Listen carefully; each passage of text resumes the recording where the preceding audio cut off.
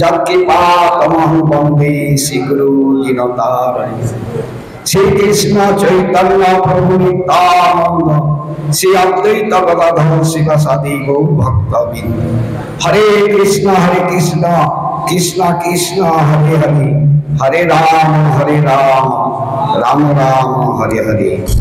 সর্বপ্রথম अस्मद गुरुपाद पद्म नित्य नीला प्रविष्ट विष्णुपाद तीर्थमी स्वामी श्रीमान भक्तिभूषण भागवत गोस्वामी महाराजेर आकुल चरणे এই আদমের সাষ্টাঙ্গে দণ্ডবত নিবেদন করি এবং নিত্যলীলা প্রবিষ্ট বিষ্ণুপাদ তীর্থনী স্বামী অষ্টোত্তর শতশীল ভক্তি সিদ্ধান্ত সরস্বতী গোস্বামী ঠাকুর প্রভুপাদের পাদ পদ্মে অনন্ত কোটি দণ্ডবত নিবেদন করি এবং আজকে সভাপতি মহাশয় ধাম সন্ন্যাসীবৃন্দ ভক্তবৃন্দ মাতৃবৃন্দ সবাইকে জানাই অদমের সাষ্টাঙ্গের দণ্ডবত নিবেদন। হইয়াছে হইবে না প্রভু যত দাস, সবার চরণ বন্ধু দন্তে করি গাছ।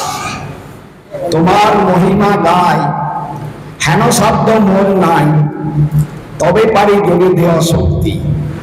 তব গুণ বিনাধারী মোর কণ্ঠে বিনা করি, অবশেষ বলাই যাহারি।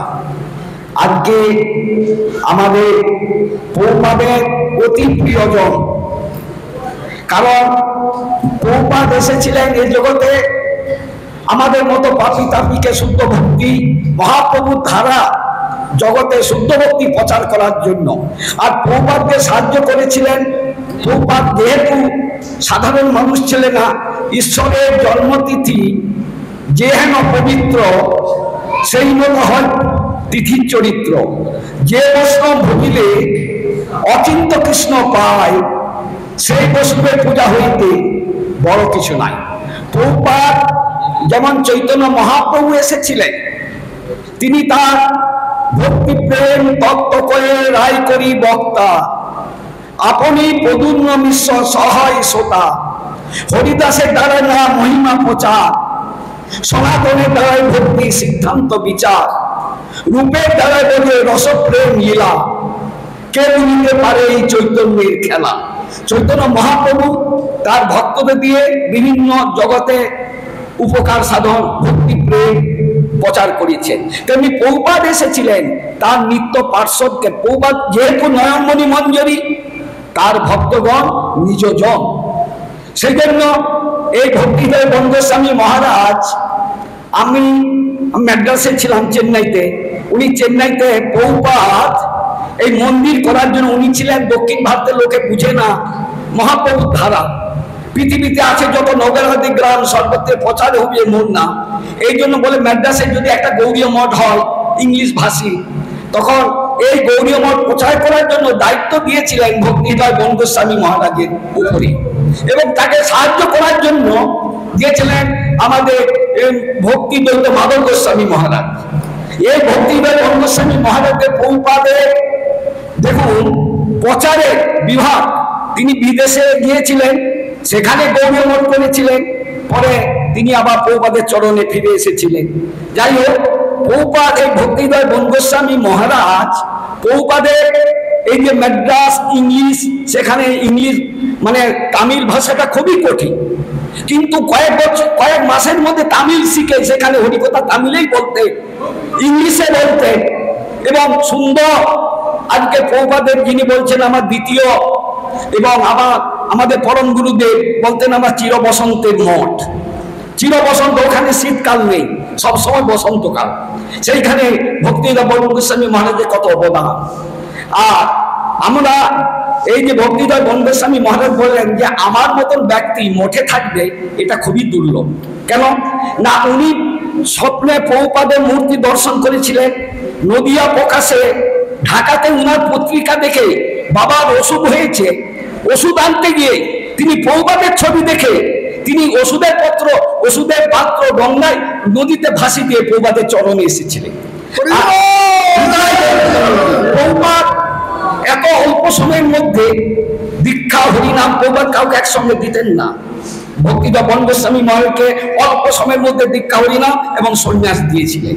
প্রভুপাদ উনি বলেছিলেন, খুব আমি তো একটু জমিদার ঘরের ছেলে, তা আমার সাধারণ ওই চৈতন্য মধ্যে পাতলা ডাল ডাঁটা চচ্চড়ি আমার খাওয়ার অভ্যস্ত ছিল না। আবার নিয়ম ছিল যে গুরুবর্গরা যে থালা যে পাত্রে খেয়ে যাবে সে উচ্ছিষ্ট পত্রে প্রসাদ পেতে হবে। আমার খুব রাগ হতো, আমি মোটে থাকবো না এইরকম সিদ্ধান্ত। কিন্তু প্রভুপাদের কাছে হরিকথা শুনে, প্রভুপাদের অমৃতময় ধারা যে হরিকথা শুনে সঙ্গে সঙ্গে হৃদয় একবারে নরম হয়ে যেত, জ্বলে যেত। মনে করতাম আর প্রভুপাদের চরণ ছেড়ে কোথাও যাব না। নিতাই গৌর প্রেমানন্দ যা প্রভুপাদের অতি প্রিয়জন।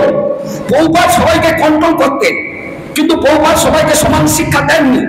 আমাদের পরম গুরুদেব বকুলা তীর্থ গোস্বামী মহারাজ পোস্ট অফিসে চাকরি করতেন।